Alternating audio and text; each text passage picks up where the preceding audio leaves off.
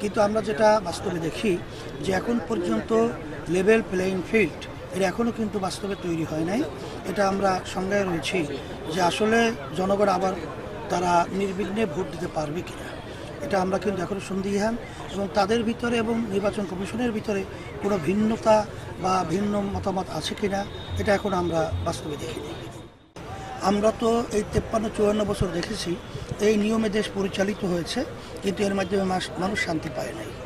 আর ইসলামী নীতি আদর্শের মাধ্যমে যদি আমরা দেশ পরিচালনা করতে পারি তাহলে সেখানে ইনসাফ রক্ষা হবে, সেখানে মানবতা মুক্তি পাবে এবং এই দেশ স্বাধীনভাবে তার মাজাকে সোজা করে দাঁড়াতে পারবে। ইসলামের পক্ষের বাক্স এখন একটাই বাংলাদেশে, সে ইসলামী আন্দোলন বাংলাদেশ, তার প্রতিকূল হাত পাখা।